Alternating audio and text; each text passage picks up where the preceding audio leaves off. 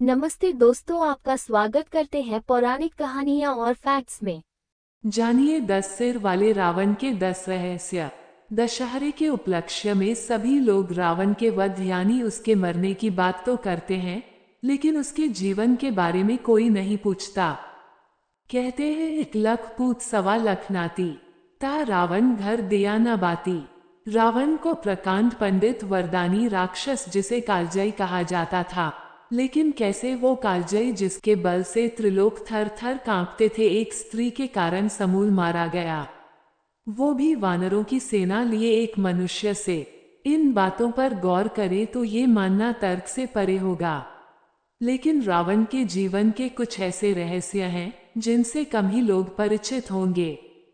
कैसे हुआ रावण का जन्म? रावण एक ऐसा योग है जिसके बल से सारा ब्रह्मांड कांपता था, लेकिन क्या आप जानते हैं कि वो रावण जिसे राक्षसों का राजा कहा जाता था, वो किस कुल की संतान था? रावण के जन्म के पीछे के क्या रहस्य है, इस तथ्य को शायद बहुत कम लोग जानते होंगे। रावण के पिता विश्वेश्रवा महान ज्ञानी ऋषि पुलस्त्य के पुत्र थे।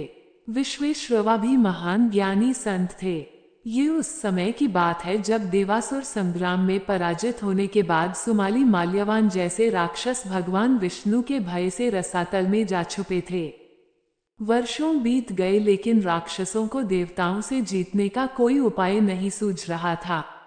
एक दिन सुमाली अपनी पुत्री कैकसी के साथ रसातल से बाहर आया, तभी उसने विश्वेश्रवा के पुत्र कुबेर को अपने पिता के पास जाते देखा। सुमाली कुबेर के भय से वापस रसातल में चला आया, लेकिन अब उसे रसातल से बाहर आने का मार्ग मिल चुका था।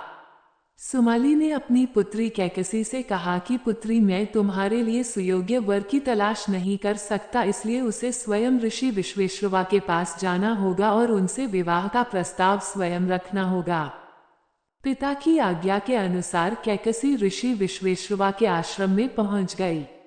ऋषि उस समय अपने संध्या वंदन में लीन थे। आंखें खोलते ही ऋषि ने अपने सामने उस सुंदर युवती को देखकर कहा कि वे जानते हैं कि उसके आने का क्या प्रयोजन है, लेकिन वो जिस समय उनके पास आई है वो बेहद दारुण वेला है, जिसके कारण ब्राह्मण कुल में उत्पन्न होने के बाद भी उनके पुत्रा राक्षसी प्रवृत्ति के होंगे।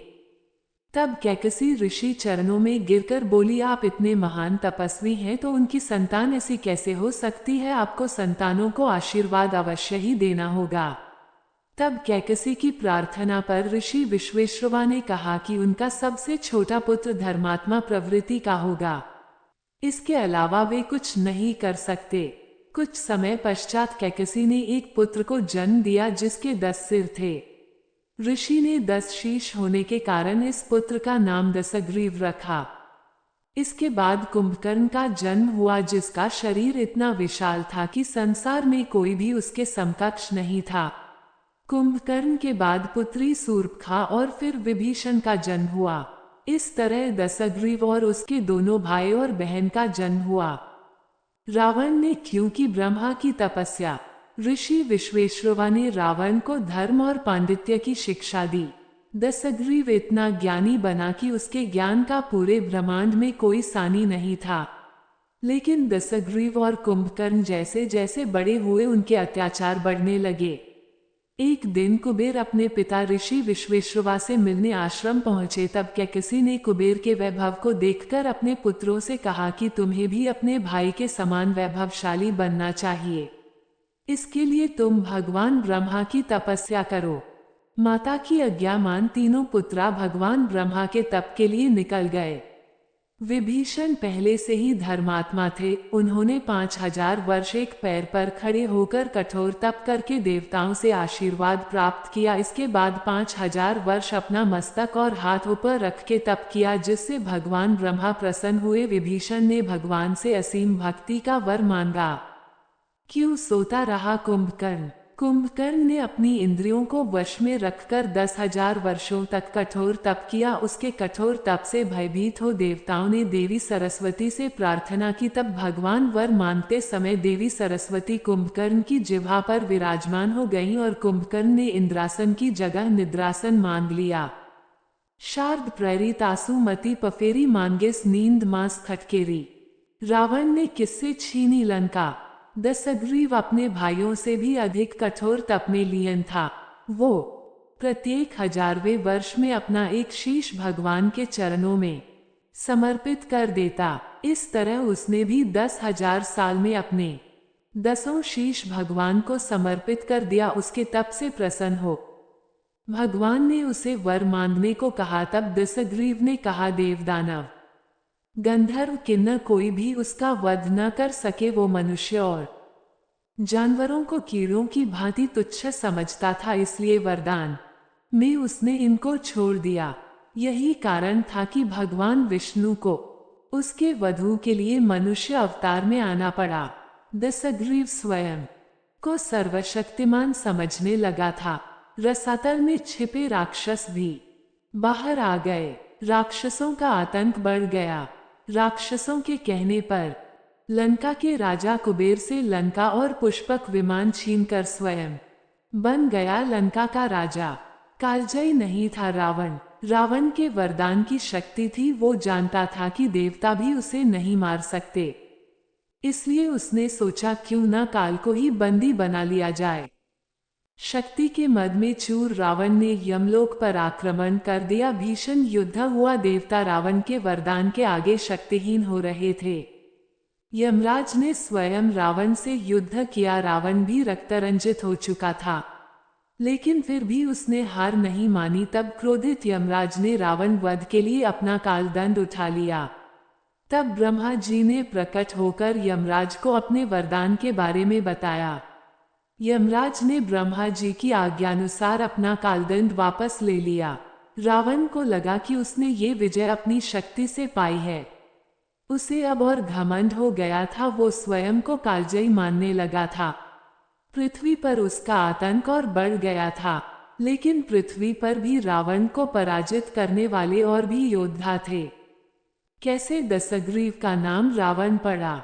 दशग्रीव ने नंदी के श्राप और चेतावनी को अनसुना कर दिया और आगे बढ़ा। अपने बल के मद में चूर दशग्रीव ने जिस पर्वत पर भगवान शिव विश्राम कर रहे थे, उस पर्वत को अपनी भुजाओं पर उठा लिया, जिससे भगवान शंकर की तपस्या भंग हो गई और भगवान ने अपने पैर के अंगूठे से पर्वत को दबा दिया। पर्वत के नीचे दशग्रीव की भुजाएं दब गईं। वो पीड़ा से इस तरह रोया कि चारों ओर त्राही त्राही मच गई। तब रावण ने मंत्रियों की सलाह पर 1000 वर्षों तक भगवान शिव की स्तुति की। भगवान शिव ने दशग्रीव से प्रसन्न होकर उसे अपनी चंद्रहास खड्ग दी और कहा कि तुम्हारे रुदन से सारा विश्व कराह उठा, इसलिए तुम्हारा नाम रावण होगा। रावण का अर्थ रुदन होता है। तब से दशग्रीव रावण के नाम से प्रचलित हुआ। बाली ने भी हराया था रावण को। एक बार रावण भ्रमण करता हुआ महिष्मतिपुरी पहुंचा। इस अत्यंत सुंदर नगरी का राजा था सहस्रार्जुन। रावण ने इस नगरी पर अधिकार जमाने के लिए आक्रमण कर दिया। सहस्रार्जुन ने इस युद्ध में रावण को आसानी से हरा दिया। वो चाहता तो रावण को मार भी सकता था, लेकिन सहस्रार्जुन ने अपने पूज्य पुलस्त्य ऋषि का वंशज होने के कारण बंदी बना लिया, जिसकी कैद से मुक्त कराने के लिए पुलस्त्य ऋषि स्वयं पृथ्वी पर आए और रावण मुक्त हो गया। बाली से भी रावण की पराजय का विवरण ग्रंथों में मिलता है।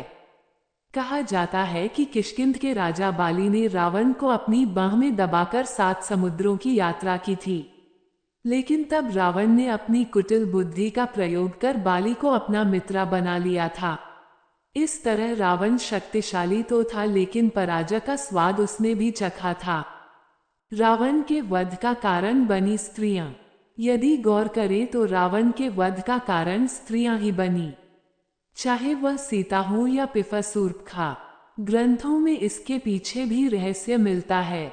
रावण एक बार हिमालय वन में विचरण कर रहा था, तभी उसने वहां वेदवती नामक एक तपस्विनी को तपस्या में लीन देखा।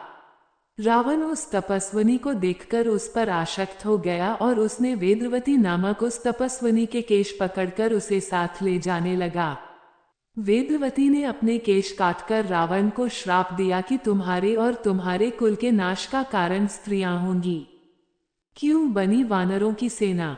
अब सवाल ये उठता है कि जब श्री राम विष्णु अवतार थे तो रावण को मारने के लिए वे सर्वशक्तिशाली सेना का प्रयोग कर सकते थे, लेकिन उन्होंने वानरों की ही सेना का निर्माण क्यों किया? इसके पीछे भी एक रहस्य मिलता है। शक्ति और ऐश्वर्य से घिरा दशग्रीव खुद को भगवान समझने लगा था। पूरे ब्रह्मांड को वह अपने अधीन मानता था। एक बार दशग्रीव अपनी शक्ति के मद में चूर पुष्पक विमान से विचरण करता हुआ सरकंडा के वन में पहुंचा। कुछ दूरी पर पहुंचने के बाद उसका विमान आगे नहीं बढ़ रहा था। तभी उसे एक आवाज सुनाई दी कि यहाँ से लौट जाओ, भगवान शिव और माता पार्वती यहाँ विश्राम कर रहे हैं। तेज रोशनी में दशग्रीव को भगवान शंकर के दूत नंदी का मुख वानर के समान प्रतीत हुआ। दशग्रीव ने वानर कहकर नंदी का परिहास किया। तब नंदी ने उसे श्राप दिया और कहा कि तुमने वानर कहकर मेरा उपहास किया है तो वानरों की सेना ही तुम्हारे वध में सहायक होगी। रावण ने सीता जी से कभी जबरदस्ती नहीं की। रावण इतना बलशाली था, लेकिन फिर भी वो सीता से विवाह करने की याचना करता था, जबकि त्रिलोक के बड़े बड़े वीर उसके आगे कांपते थे। चाहता तो वो जबरन विवाह कर सकता था, लेकिन रावण सीता से चाहकर भी विवाह नहीं कर सकता था क्योंकि उसे श्राप था। एक बार रावण आकाश मार्ग से विचरण करता हुआ जा रहा था, तभी उसने एक सुंदर अप्सरा को देखा। वो अप्सरा नलकुबेर की प्रेयसी थी। रावण ने उस अप्सरा को अपनी राक्षसी प्रवृत्ति का शिकार बना डाला। नल कुबेर को जब रावण के इस कुकृत्य का पता चला तो उसने रावण का श्राप दिया कि यदि वो किसी भी स्त्री को उसकी इच्छा के विरुद्ध छुएगा तो उसके मस्तक के साथ टुकड़े हो जाएंगे।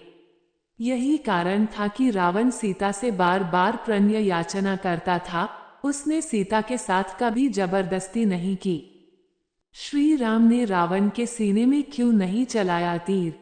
राम और रावण में घमासान युद्ध चल रहा था। राम रावण के शीश काट रहे थे। तब सभी के मन में सवाल था कि आखिर श्री राम रावण के हृदय पर तीर क्यों नहीं चला रहे। देवताओं ने ब्रह्मा जी से यही प्रश्न किया। तब भगवान ब्रह्मा ने कहा कि रावण के हृदय में सीता का वास है, सीता के हृदय में राम वास करते हैं और राम के हृदय में सारी सृष्टि है।